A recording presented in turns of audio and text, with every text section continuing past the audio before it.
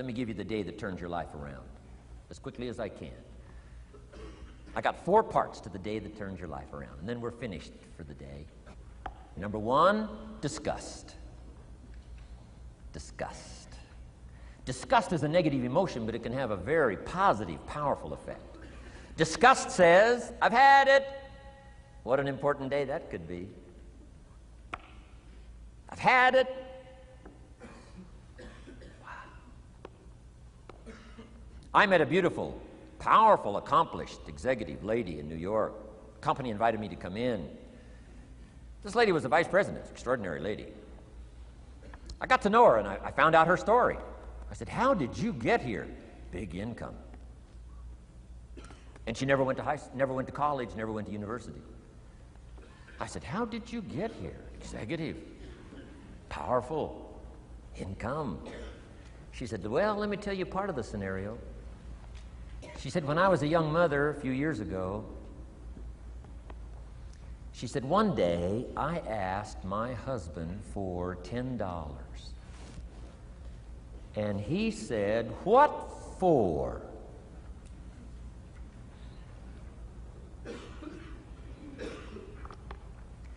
She said, before that day was over, I decided I would never, ever ask again.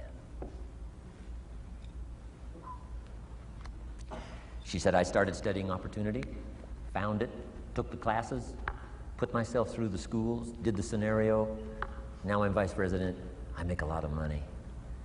And she said, I kept my promise. I've never, ever had to ask again. It's called a life-changing day. The day you say, enough is enough. Now, if you can add an act to your disgust, it helps. A man takes a shotgun to his car, blows out every window, destroys every tire, puts 100 rounds in it, and says, I've driven this embarrassing thing for the last time. And then he saves it. He saves it. And later when somebody says, how did you become rich and powerful? He says, let me show you this car. One day I'd had it up to here, I blew it to smithereens.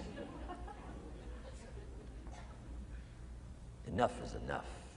Powerful. Here's the last 3. Next is decision. Decision making is a life-changing day. If you went home today and in the next few days cleaned up a list of decisions, it could furnish enough inspiration for the next 5 years, 10 years.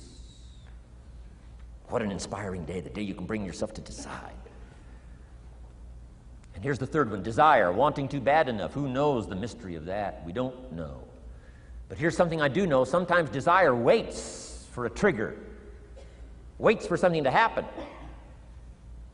Who knows what the happening may be? A song, the lyrics, a movie, the dialogue, a seminar, a sermon, a book, an experience, confrontation with an enemy, a conversation with a friend who finally levels with you.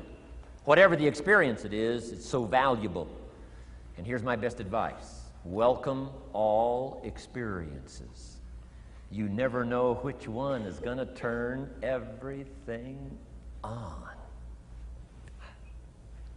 Don't put up the walls. The same wall that keeps out disappointment keeps out happiness. Take down the walls. Go for the experience. Let it teach you. And here's the last one. Resolve. Resolve says I will. 2 of the most powerful words in the language. Benjamin Disraeli said, nothing can resist a human will that will stake its existence on its purpose. Shortly put, I'll do it or die.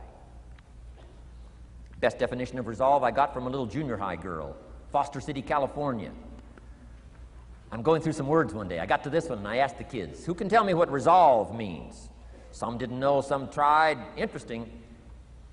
The last one was the best.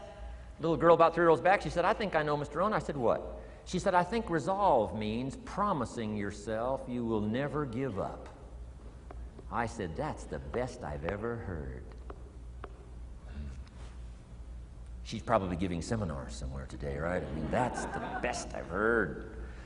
I asked the kids, how long should a baby try to learn how to walk?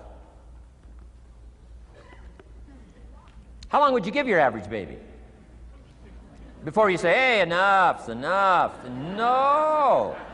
Any mother in the world would say, you're crazy. My baby is going to keep trying what? Until. What a magic word. I want you to write it down. Until. Promise yourself you'll read the books until your skills change. You'll go to seminars until you get a handle on it. You'll listen to it until it makes sense. You'll go for it until you understand it. You'll practice it until you develop the skill. Never give up until, however long that is. Step by step, piece by piece, book by book, word by word, apple by apple. Walk around the block, walk around the block. Go for it. Don't miss the chance to grow, and resolve that you'll pay the price until you learn, change, grow, become. Then you'll discover some of life's best treasures when you pay that price. Now here's my last word to you. As leaders in the community, I'm sure you are. Parents, the greatest challenge of leadership is parenting.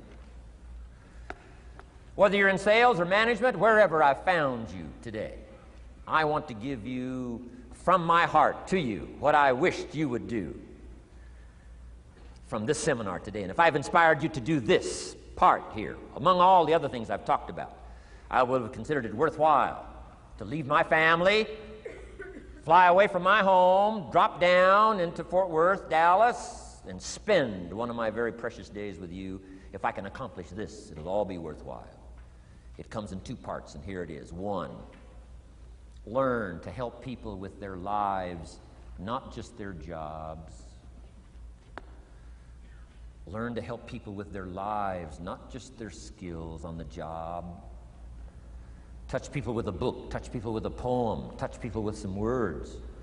Don't fail to say something that could be meaningful. Help people with their lives, help them set their goals. Help them with their dreams, help them with the future, help them with errors, help them with mistakes. Help people. Help your kids not just get along, not just hang in there, not just try to hold the family together. Try to build lives with communication, build lives with setting goals. Help your kids with their lives, not just their homework, their lives. And here's my last one for you personally, because I'm probably one of the best examples of this standing before you in this auditorium today. Here it is. Ancient script says, if you work on your gifts, they will make room for you. If you work on your gifts, they will make room for you. Wow. Look where my gifts have brought me today, to this room. A chance to invest in this many lives,